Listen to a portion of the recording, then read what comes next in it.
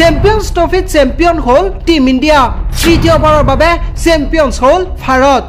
দুৰ্দান্ত প্ৰদৰ্শন ভাৰতৰ প্ৰতিগৰাকী খেলুৱৈৰ হয় তৃতীয়বাৰৰ বাবে এবাৰ চেম্পিয়ন্স ট্ৰফিত জয়ী হ'বলৈ সক্ষম হ'ল টিম ইণ্ডিয়া আজি আছিল ভাৰত আৰু নিউজিলেণ্ডৰ মাজত চেম্পিয়ন্স ট্ৰফিৰ ফাইনেল খেল আজিৰ ফাইনেল খেলখন চাবলৈ যোৱা প্ৰায় সংখ্যক ক্ৰিকেট প্ৰেমীৰ মুখত শুনা গৈছিল টিম ইণ্ডিয়াৰ জয় ধ্বনি 140 কোটি ভাৰতীয়ৰ মনৰ আশা পূৰণ হৈছে আৰু এইবাৰৰ চেম্পিয়ন্স ট্ৰফিত চেম্পিয়ন্স হল টিম ইণ্ডিয়া আৰু তৃতীয়বাৰৰ বাবে চেম্পিয়ন হল ভাৰত দুৰ্দান্ত প্ৰদৰ্শন দেখুৱালে ভাৰতৰ প্ৰতিগৰাকী খেলুৱৈ নিউজিলেণ্ডে ভাৰতক বান্ধি দিয়া 252 ৰানৰ লক্ষ্য অতিক্ৰম কৰি 254 ৰান কৰি টিম ইণ্ডিয়াৰ বৃহৎ জয় দেখিবলৈ পোৱা গৈছে চেম্পিয়ন্স ট্ৰফিত 12 বছৰৰ পাছত চেম্পিয়ন্স ট্ৰফিৰ ফাইনেলত উঠিবলৈ সক্ষম হৈছিল টিম ইণ্ডিয়া আৰু এইবাৰ তৃতীয়বাৰৰ বাবে চেম্পিয়ন্স ট্ৰফি দখল কৰিবলৈ সক্ষম হৈছে টিম ইণ্ডিয়া আপুনিও টিম ইণ্ডিয়াৰ প্ৰতিগৰাকী খেলুৱৈক শুভেচ্ছা জনাওক কমেন্ট বক্সত